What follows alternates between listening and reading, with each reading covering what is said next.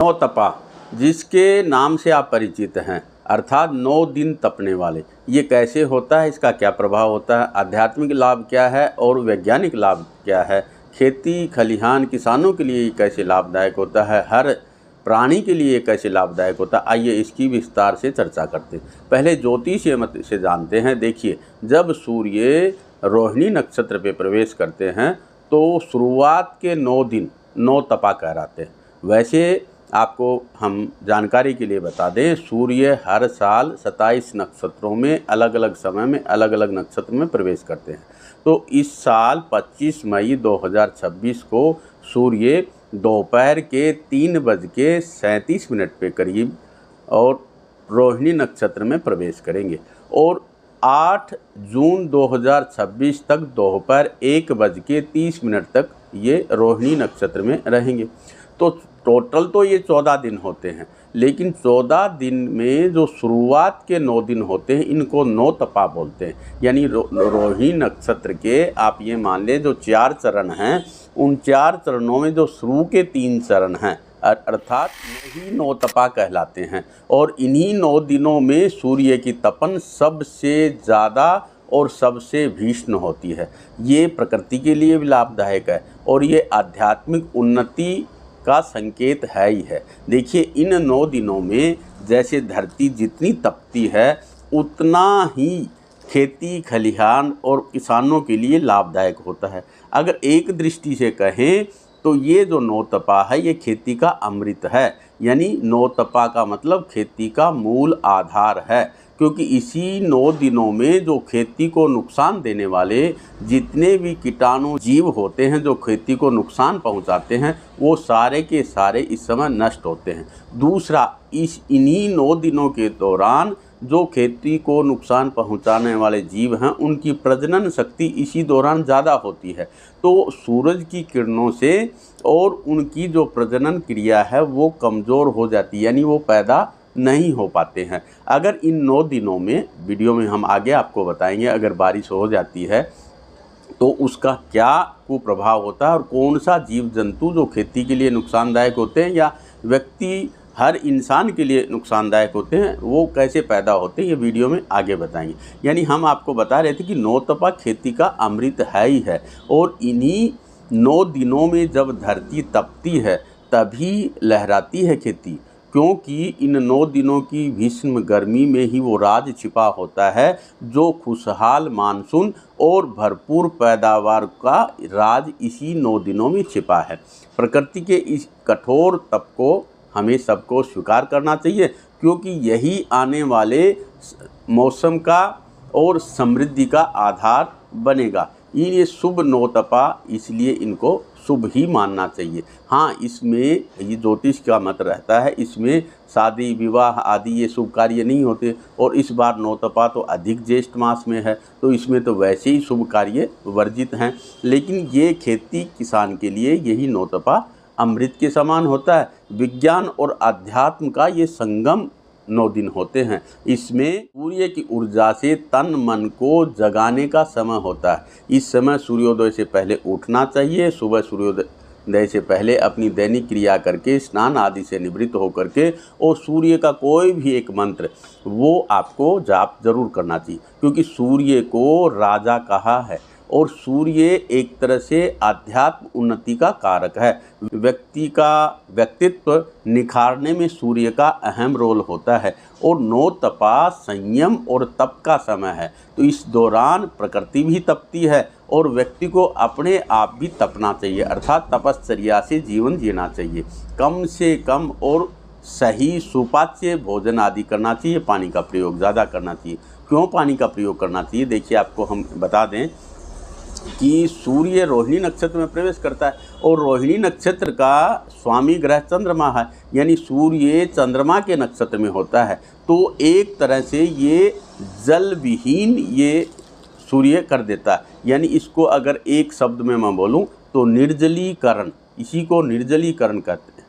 तो ये सूर्य का निर्जलीकरण यानी कि पूरा जमीन का जल सूर्य भगवान सोच लेते हैं और फिर वाष्प बन करके वो दुगने तिगने कई गुना ज़्यादा बारिश के रूप में और वो वापस लौटा देते हैं। तो इन 9 तपा 9 दिनों की महिमा आध्यात्मिक रूप से भी बहुत है, वैज्ञानिक रूप से भी बहुत है। इस समय आत्म संयम और प्रकृति के प्रति कृतज्ञता का ये उपासना का समय होता है। सूर्यदेव की उपासना करनी चाहिए। कोई भी मंत्र, कोई भी सूर्य का बीज मंत्र, ओम सूर्याय नमः, भास्कराय नमः, दिवाकराय नमः, घृणी आदित्याय नमः, या आदित्य हृदय स्तोत्र का पाठ इस समय आपका आदित्य हृदय स्तोत्र का पाठ करना सर्वोत्तम होता है। वो हमने अपने इसी चैनल में डाला हुआ, आप उसको देख सकते हैं, पढ़ सकते हैं, सुन सकते हैं और लाभ ले सकते हैं। तो इन 9 दिनों में पशु पक्षियों की भी सेवा करनी चाहिए। दान क्या करें? देखिए, जलीय चीज़ों का दान करना चाहिए, जिससे ठंडी हवा मिले। पंखा है, जल है, तरबूज है, शरबत है,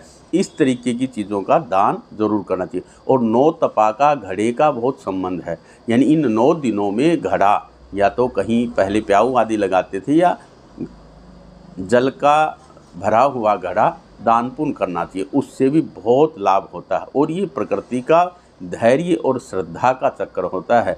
9 तपा ये हर साल आता है। तिथि बदल जाती हैं, तारीख बदल जाती है, लेकिन सूर्य तो हर साल रोहिणी नक्षत्र में तो प्रवेश करते ही करते हैं, ज्येष्ठ के महीने में। तो इस बार ये 9 तपा 25 मई 2026 से लेकर के और 8 जून 2026 तक रहेगा। इसमें मैंने पहले ही बताया, शुरू के जो 9 दिन हैं, यानी कि 25 मई से लेकर के 2 जून तक, ये जो 9 दिन हैं यही 9 तपा कहलाते हैं। इसमें सूर्य रोहिणी नक्षत्र के 3 चरण भोगता है और ये तीनों चरण ही 9 तपा कहलाते हैं। और इस दौरान अगर गर्म हवाएं न चलें, अगर गर्मी न पड़े, अगर बारिश हो जाए, अगर मौसम थोड़ा सुहाना हो जाए, तो उसका कुप्रभाव बहुत होता है। क्योंकि जब ये सूरज जितना तपता है ना, उतना ही प्रकृति में, खेती में आगे निखार आता है। यानी कि इसको आप इस तरीके से मान लें, जैसे सोना तप करके सुंदर आभूषण बनता है, इसी प्रकार 9 दिन जमीन तप करके और आगे सुंदर पैदावार, यही खेती से अच्छी पैदावार इसी 9 दिनों के प्रभाव के कारण से अगली जो फसल है वो खेती के रूप में और सोना उगलती है। यह आप इसको समझ लें। क्योंकि सूर्य का ये जो प्रचंड ताप है इन 9 दिनों में, ये पृथ्वी के बिल्कुल नज़दीक होता है और इसी पृथ्वी को भीषण गर्मी का ये आगमन भी माना जाता है। और 9 दिनों में जितनी तपिश होगी, जितनी तपिश हमारा शरीर झेलेगा, उतना शरीर आध्यात्मिक रूप से और उन्नति की ओर जाएगा, यानी चेतना जागृत होती है। देखिए, इसमें पिता पुत्र का संबंध भी है, माता पिता का संबंध भी है। आप इसको ऐसे मान लें कि सूर्य को हम पिता की संज्ञा है ज्योतिष में, सूर्य को चक्षु की संज्ञा है देखने वाले। यानी जैसे पिता अपने पुत्र को डांटता है, धमकाता है, तो वही पुत्र अच्छा बनकर के समाज के उपयोगी सिद्ध होता है और वो बहुत बढ़िया इंसान बनता है, पिता की डांट खाया हुआ पुत्र।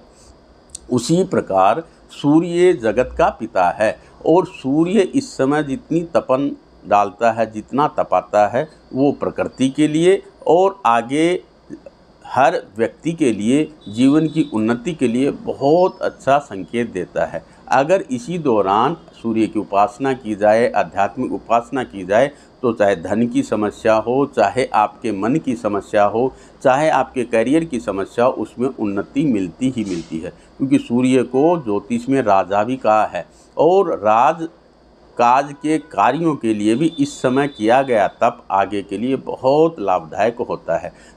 आने वाले जो प्रकृति का जो मानसून है, कितनी बारिश होगी, तो पहले इसी 9 तपा यानी 9 दिनों में हमारे बुजुर्ग कुछ अनुमान लगा लेते थे और उसी अनुमान के अनुसार आगे बारिश होती थी और वैसी ही खेती खलिहानी भी होती थी।